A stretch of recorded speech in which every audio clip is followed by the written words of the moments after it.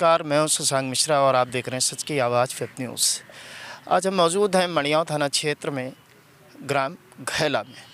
यहाँ पर आप हमारे पीछे देखेंगे तो बहुत सारी संख्या में भेड़ें मृत अवस्था में पड़ी हुई हैं।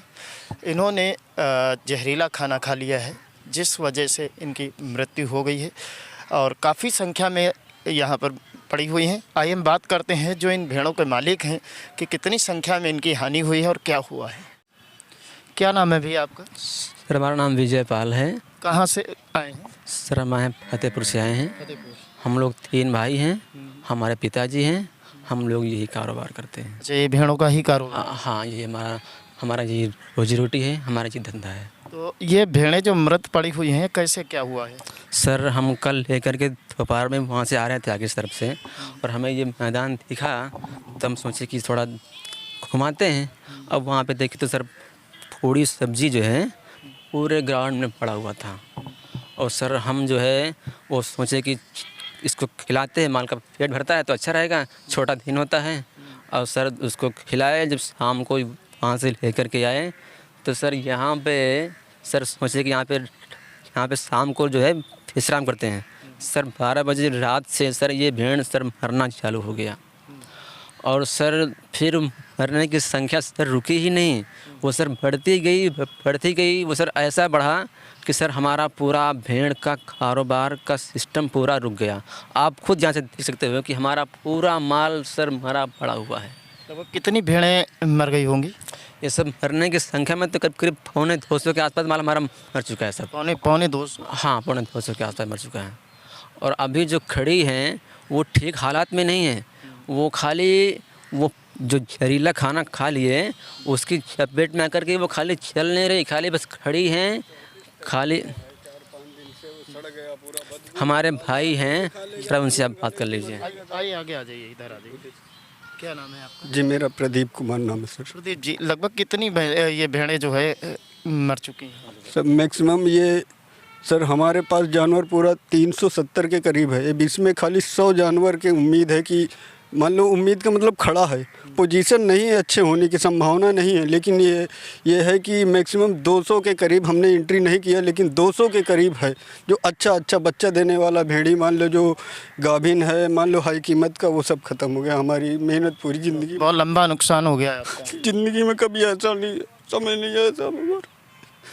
हम जानते हैं कि हमारे जानवर को क्या तकलीफ है, लेकिन कुछ नहीं कर पा रहे, कुछ नहीं हम कर पा रहे। हमको सर इतना मालूम है कि जो जहरीला वहाँ पे खाना खाया सर वही रीज़न है, और सर कोई दूसरा कारण नहीं है सर। क्योंकि हम सर इसको 12 महीना इसको चराते हैं, लेकिन कभी सर ऐसा नुकसान सर कभी नहीं हुआ सर, किसी पे हुआ ही नहीं। आप देख सकते हैं चेहरों पर मायूसी है, गरीबी है, इसलिए ऐसा धंधा करते हैं। फतेहपुर ज़िले से आते हैं और लंबे समय तक 1-1 साल तक के लिए ये लोग भेड़ों को लेकर निकलते हैं।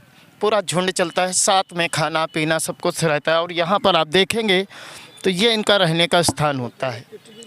इतनी ठंड में एक पॉलीथीन के अंदर ये लोग गुजर बसर करते हैं जहाँ रात हो जाती है। और ये आप देखेंगे ढेर भर इनो और दवाइयाँ गैस की मौजूद हैं। ये सब भेड़ों को बचाने के लिए रात भर प्रयास करते रहे, लेकिन हुआ क्या कि ये बच नहीं पाई। Reason food poisoning. अब लापरवाह कौन है? जो नगर निगम के लोग या रैली का जिन्होंने आयोजन कराया था। अगर ये खाना बचा था तो उस खाने को कहीं पर बंद जगह में भी डलवाया जा सकता था, लेकिन उसके बावजूद खाना खुले में फेंका गया, जिससे बेजुबान जानवर करीब 200 की संख्या में यहाँ पर मरे पड़े हैं। और गरीब परिवार आंसू बहाने के लिए बेबस है। मैदान में हम आपको दिखाएंगे, एक नज़र कैमरामैन से आग्रह करेंगे कि दिखाएं कि जिधर आप देखेंगे उधर भेड़ें पड़ी हुई हैं। कई सारी मर चुकी हैं और कई सारी अभी भी बीमार हैं, कुछ अपनी अंतिम सांसें गिन रही हैं। लगातार इनके मरने का सिलसिला यहाँ पर जारी है। क्या शासन प्रशासन इन चीज़ों की जिम्मेदारी लेने की कोशिश करेगा? यहाँ पर देखिए इंजेक्शन पड़े हुए हैं, इनो के बहुत सारे पैकेट्स पड़े हुए हैं कि किसी भी तरीके से इनको बचाया जा सके। लेकिन फूड पॉइजनिंग इतनी ज़्यादा हो चुकी है कि जहाँ पर गिर रही हैं भेड़ें वहीं पर इनकी मृत्यु होती जा रही है। अभी भी काफ़ी संख्या में भेड़ें यहाँ पर चर भी रही हैं, लेकिन जो मरने का सिलसिला है वो लगातार जारी है और वो बंद नहीं हो रहा है। लगभग देखा जाए तो इनकी आधी से ज़्यादा संख्या समाप्त हो चुकी है। ये लोग अपना गुजर बसर करने के लिए भेड़ों को ले करके दूर दराज के एरियाज़ तक चराने के लिए निकल जाते हैं।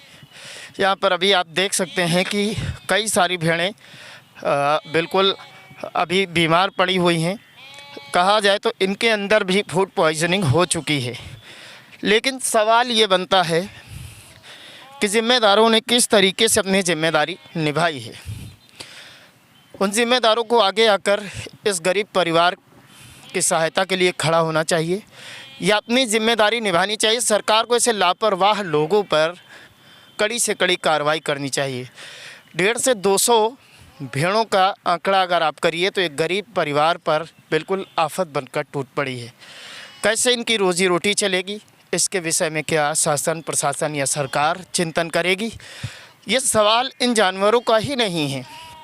इस तरीके की रैली का आयोजन होने के बाद जो कचरा बचता है वो इस तरह खुले में फेंका जाना, ये अपने आप में एक बहुत बड़ा सवाल खड़ा करता है प्रशासन पर। जिसने आयोजन किया था उसकी भी जिम्मेदारी बनती है।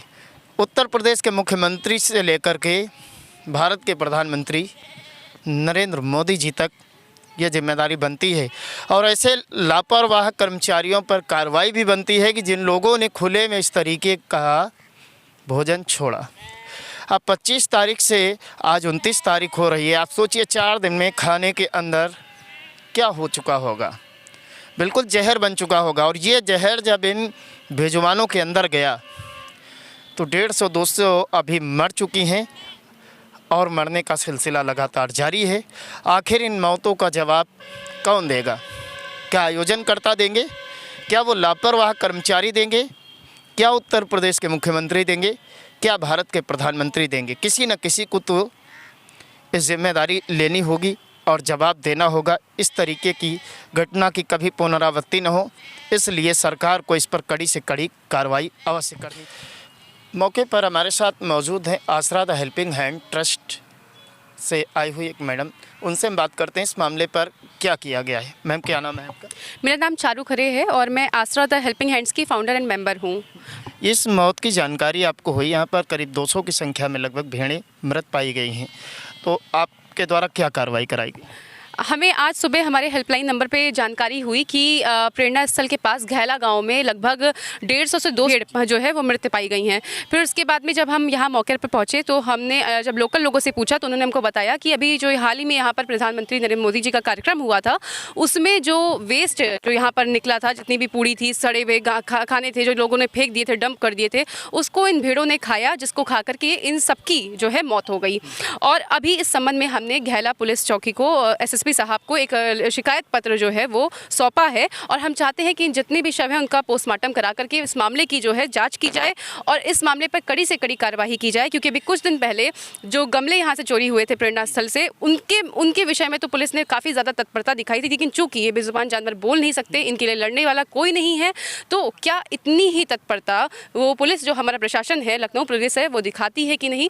इस मामले में हमने सख्त से सख्त कार्रवाई हो इसलिए एक प्रार्थना पत्र जो है वो सौंप दिया है। मैम प्रशासन के साथ साथ जो आयोजन करता थे वो भी इस चीज़ के जिम्मेदार हैं कि जो वेस्टेज था उसको सही तरीके से डिस्पोज नहीं किया गया, जिस कारण ये घटना हुई। तो क्या कहना चाहेंगे उनके विषय? बिल्कुल सर, कोई भी कार्यक्रम होता है, जो भी पब्लिक जब कोई इवेंट होता है तो उसके जो मैनेजमेंट जो देख रहा होता है उसकी पूर्णतः ये जिम्मेदारी बनती है कि जो भी वहाँ पर वेस्ट निकल रहा है उसको सही तरह से, सही तरीके से उसको हटाया जाए वहाँ से। और क्योंकि ये सिर्फ बेजुबान इंसान पशुओं के लिए ही नहीं बल्कि छोटे बच्चों के लिए, आसपास रह रहे बस्तियों में जो लोग रहते हैं उनके लिए भी एक गंभीर जो है ये एक मुद्दा है। उनकी भी हेल्थ जो है इससे ख़राब हो सकती है। तो ये जो टेंडर जिन्होंने लिया था ये पूरा फूड मैनेजमेंट का, उनकी ये गंभीर लापरवाही भी इसमें सामने देखने को मिल रही है।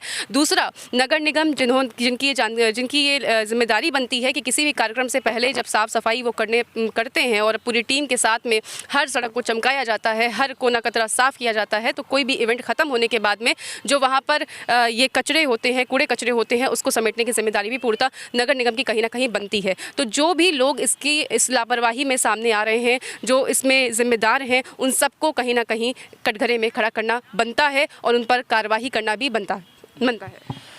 आपने देखा और सुना कि ये भेड़ों की मृत्यु हुई।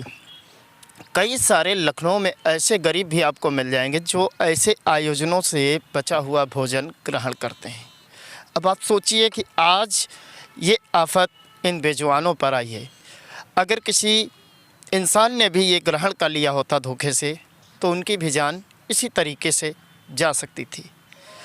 सरकार और प्रशासन से एक सवाल है, क्या गरीबों की कोई हैसियत नहीं होती? क्या इन बेजुबानों की जान नहीं है? कड़ी से कड़ी जांच करने के बाद जो भी ज़िम्मेदार लोग हैं उन पर इतनी कड़ी कार्रवाई होनी चाहिए कि भविष्य में जब कभी किसी भी जगह, देश में किसी भी जगह इस तरीके के आयोजन हो, तो जो आयोजन करता है, जो मैनेजमेंट है, जिनकी जिम्मेदारी बनती है कि आयोजन करने से पहले जिस तरीके से साफ़ सफाई, सारी चाक चौबंद व्यवस्थाएं कर दी जाती हैं, तो समाप्त होने के बाद ऐसी लापरवाहियां आखिर क्यों? ऐसी लापरवाहियां अक्सर जनता पर भारी पड़ती हैं। उस गरीब परिवार की क्या हालत है जिसकी 150 से 200 भेड़ें मर चुकी हैं। इनकी सुध लेने वाला कौन? क्या प्रधानमंत्री जी दिल्ली में बैठकर आप इनकी सुध ले सकते हैं? अगर नहीं ले सकते हैं तो इस तरीके के आयोजन कृपया आपको बंद कर देने चाहिए, या फिर जो लोग लापरवाह हैं, इस तरीके के काम में शामिल हैं, उन पर कड़ी से कड़ी कार्रवाई करके इस पीड़ित परिवार को न्याय दिलाना चाहिए और इनकी जो आर्थिक मदद हो वो अवश्य करनी चाहिए। कैमरामैन राहुल के साथ मैं शशांक मिश्रा, सच की आवाज़, वेब न्यूज़।